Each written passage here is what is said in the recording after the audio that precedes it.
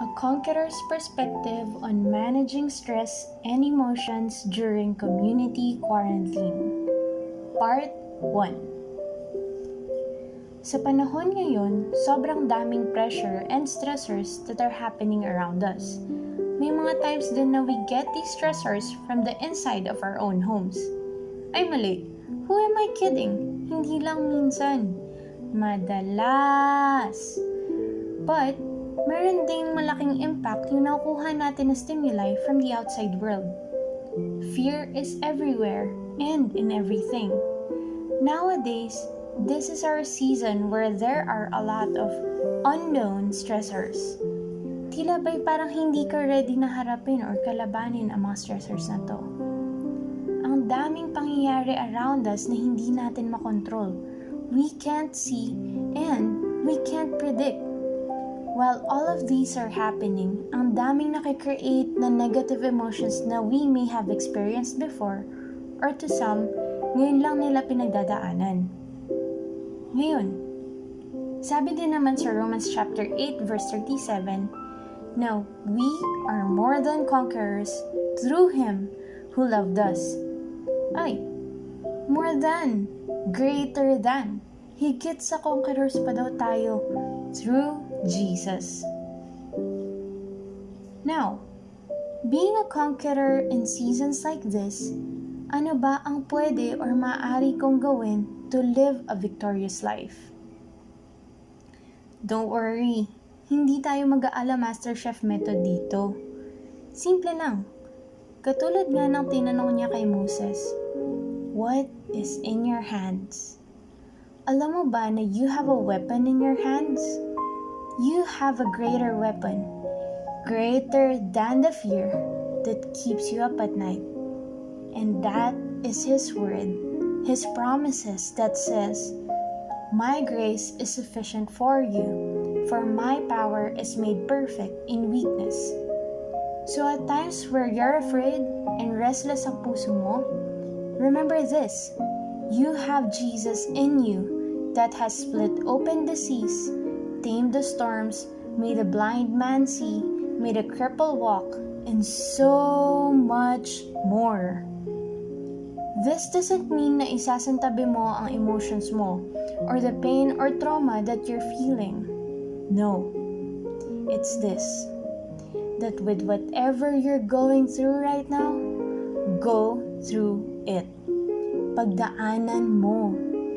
Sabi nga sa isang film na kinagiliwan ng marami, na nga lang The Fault in Our Stars, pain demands to be felt. Why? Alam mo ba na God loves the process? If you haven't noticed, hindi siya genie in a bottle na kapag nirub mo at humingi ka ng iPhone 10, He instantly gives you one. He teaches you na mag-ipon at paghirapan ito. Why? Because in the process of doing so, you're learning the value of having. Now, ano relation ito sa mental health mo, lalo na at times like these? When you're not okay, stop brainwashing yourself na okay ka lang at chill ka lang. No, I implore you that as you feel as though you're not okay, recognize that it's real, that it is there.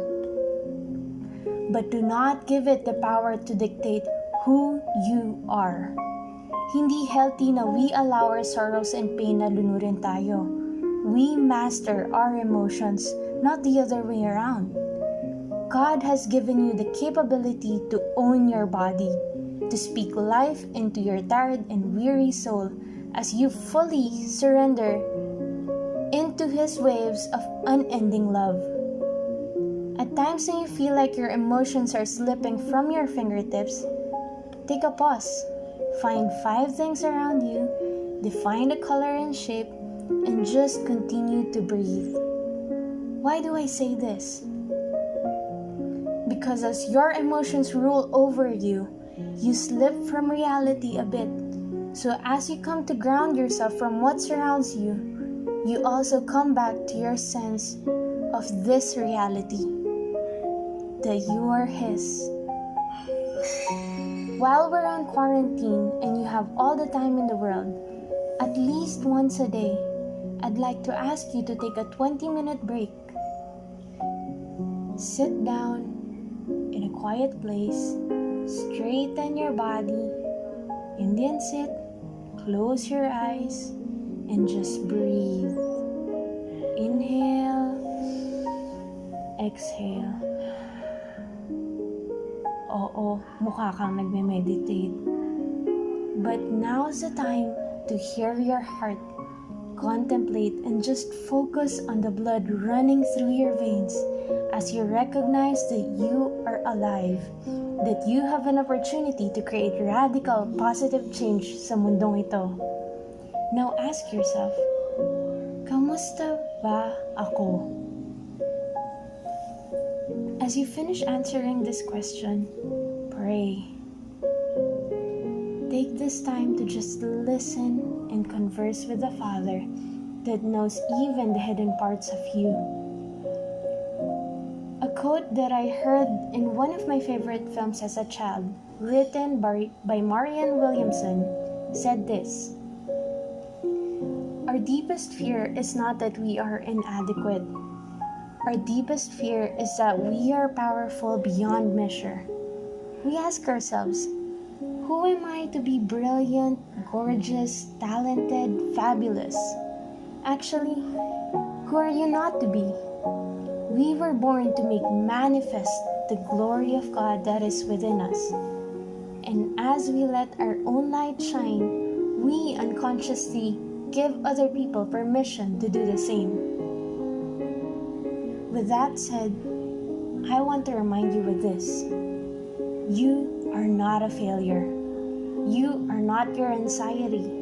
You are not the depression that holds you drowning in your own cell.